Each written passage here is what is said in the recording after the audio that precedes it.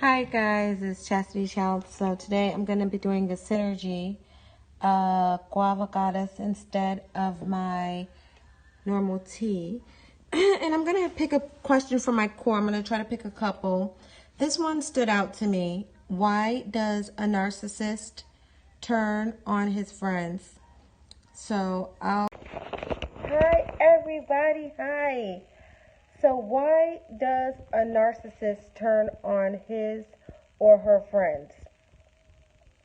Narcissists attempt to not turn on their friends for a particular reason. The one reason why they are least likely to turn on a friend is because their friend is another feeding outlet. A different kind, but a feeding outlet nonetheless. Kombucha, you guys. Oh my gosh, this one is great.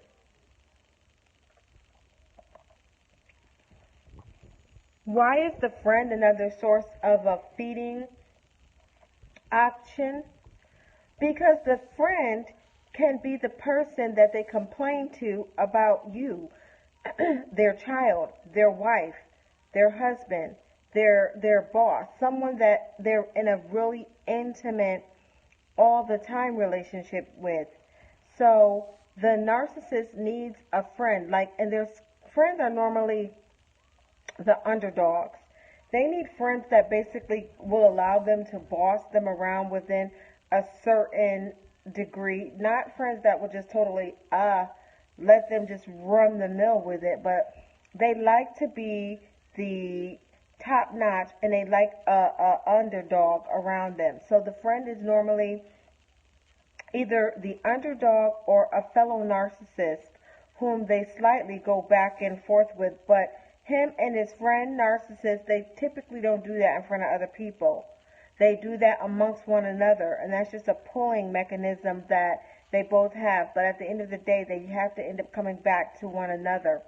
So the one instance is when the narcissist has a friend who is not a narcissist, and they feed off of that friend because that friend is the underdog.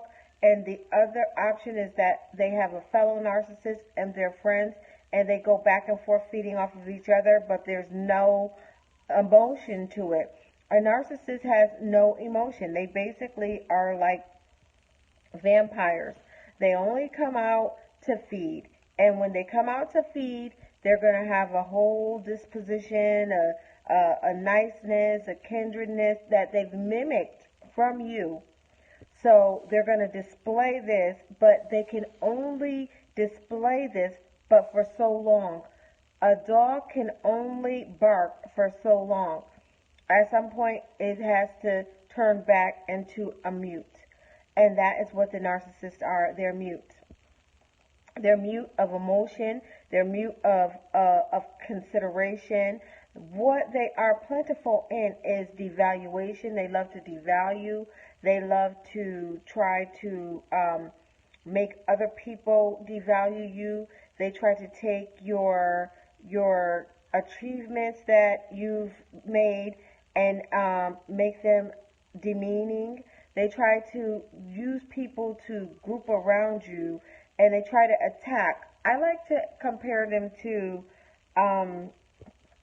jackals. So jackals travel in packs only when it's time to feed. So all these jackals come out, and say these jackals all come out and they come against the lion. The reason why that lion is going to triumph over them is because not only is the lion the king of the jungle, but the lion has sense.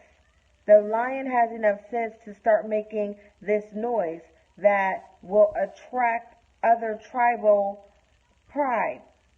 And when the children of God, when we hear that cry, when I can tell that a brother or a sister is in distress and is being attacked by someone, then I'm going to continue making my videos.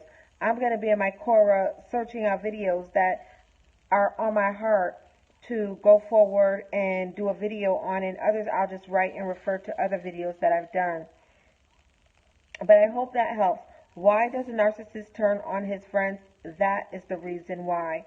And I'm going to take another. Um, I'm not going to take that one because I don't know anything about that borderline um, I'm going to take one okay, here we go. What will happen if I stay with my narcissistic husband, even though he knows I have suddenly realized he is a narcissist after years of emotional abuse? Okay. And my Cora is at Chastity Child, you guys. I'll go to it really quickly, so you can see. And I am a partner, and it's Cora, and it's at Chastity Child. There you go. She said, "What will happen if she stays with her husband, even though he is aware that she knows that he's a narcissist after years of abuse?" Nothing. What can he do? He needs you. He's been feeding off of you for how long? He's been feeding off of you for an awful long time.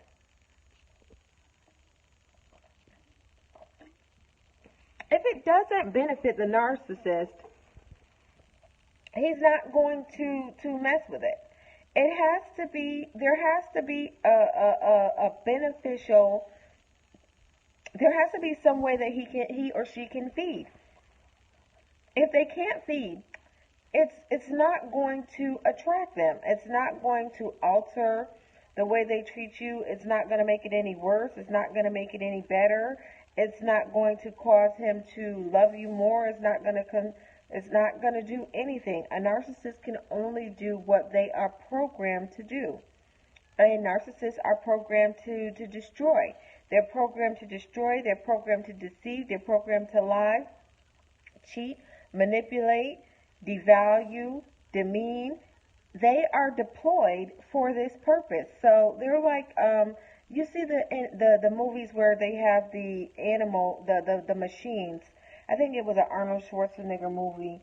And no matter how many times people would beat this thing down, it would just keep getting up and doing the same after the same target. That's it. You're a target. A narcissist will sit still quietly and starve. A narcissist would rather starve than allow someone to actually have a moment of feed off of them.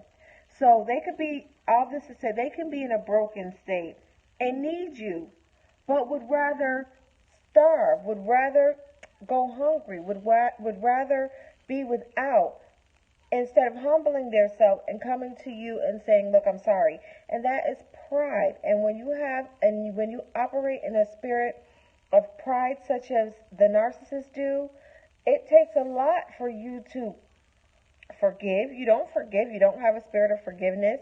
Care. You don't really give a shit. You don't care. It takes a lot for you to really accept the fact that you've done something wrong. The only time you will is if it's going to, again, benefit you. If it's not going to benefit you, you're not going to accept any blame. You didn't do anything. You don't know what happened. It had to be something you did a year ago that caused them or created this, or maybe it's something someone in your family is doing. Hey, it could be the kids. Because as far as narcissists are concerned, they're very manipulative. They will take out their own. They will go after their child. So let me try to take one more. That are requests for me, questions for me personally. Let me get in those. I answered that one. Okay. Okay, let's do this last one. And this is going to be my last one for the day, guys. Okay. Why does a narcissist constantly break the very rules they make for you? It seems that they are walking hypocrites. Wow. Wow, she hit that on the head. almost she answered the question for his or herself. Why does a narcissist constantly break the very rules they make for you? It seems that they are walking hypocrites because they are. They are hypocrites. The reason why the narcissist has to break their own rules is because the rules that they set are not up to the standard, pardon me, that anyone can naturally keep.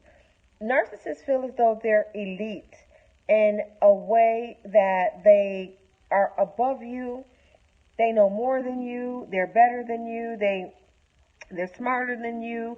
In fact, they probably chose you because you're very smart. They like to feed off of, okay, say for instance, I have to go to all the way over to another town to get really fresh produce, and I have to drive 2 villages away or two towns away to get to a Whole Foods or Trader Joe's, versus going to my local grocery store and getting something that's not organic and that's not farm raised, etc. Because I know that that feed is going to benefit me for more, for longer, stronger, and the quality is good, I'm going to take my time and drive all the way to Whole Foods.